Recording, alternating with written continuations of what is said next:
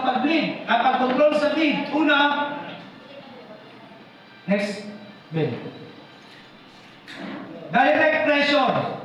Nasawat ka, imong ginuot sa imong isip, pikas kamot, wala siya direct pressure.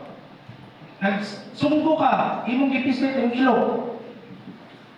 Direct pressure na siya parang undang. Ang pressure bandage, pero kami, kamu masamad, nananggot mo kasi nananggot na rin. Masakay lubi. Di ba masamad, uban inyong higta, no?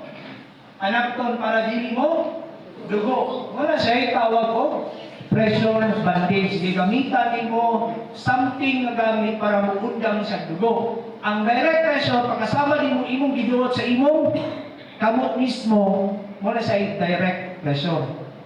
Ang pressure bandage, gigamitan ka o panakton. Nakuha? Kanang isin nyo ang pressure bandage, ba? Oh, kanang binulan. Gigamitan ko Special kid din na. ha? Oh, napkin. Gigamitan na na. Asa mo na kuan? Direct pressure o pressure bandage?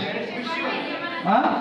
Pressure bandage. Aron dili kusog ang awa sa dugo. Sakta ninyo? Kinuha siya ito, support sa inyong underwear. Katawa kayo si Ikon. Ako lagi yan daw. Sa samad, bleed. Guys, good mo sa bleed, dahil duwang klase nga samad. Sirado nga samad, o abri nga samad. Kung sirado nga samad, sa'yo na kayo, bunog.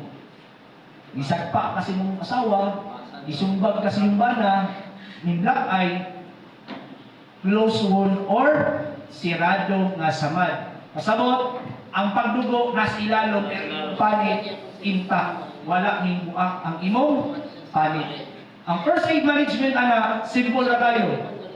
Apply kung ato nang move on sa paghahisgutan, apply lang kag bugnaw or ice compress or cold compress. Ayaw mo to anang napakog yung anak nito. Ayaw jud mo na. Rap-rap ba yun, butang rin sa, ay, rapubukol. Ay, sige na sir, example. Ikaw ginulatilan, ayaw ka na sila, example lang. Anak, init ang inyong gamit. Tininsi, sa gamay nga bukol, mahimo ng sumay. Kaya ang init, pampabukal. Ang bugnaw, pampakyuon. Nasagdan, doon para muundang ang iyang pagdugo, gamitan o bugnaw. Kamantay, gano'n mong pakyaw na balo ginili tubig ang ring. Di ba? Para to address ang panghukom sa iyong naon, di kayo muhukom, kamantay mo na grab, how ikaw may anak, bugnaw kayo na siya. Muna yung anak, araw hindi kayo hubag ang naon ni pakyaw. Yes, ice pa. Araw hindi siya mo, hindi siya mo, burot. Nakuha? Sa mga lalaki, nasabtan? Di ba, o kadlawon, iyong nila siya kung sa kabugnaw? Ako na rin. Ako na ng experience. Abnormal mo. Now, do not assume, kayo ka nga, gamay na kayo na. Gamay na kayo na. Layo na kayo na, gamay kayo bunog. Ayaw mong assume na gamay bunog, gamay ka na siya. Like what happened, dinala na mo sa ospital. Di din siya padala sa among mga experience sa Red Cross. Nadisgrasya siya, nabunal iyang ulo. Gamay mo kayo yung nagumanin yung burot gamay.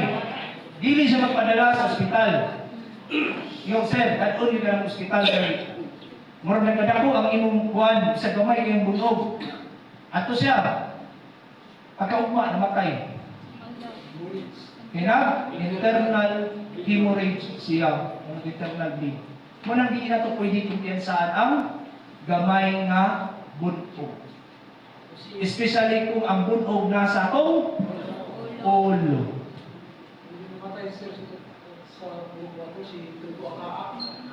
Ingat ko po, nga gamay ra.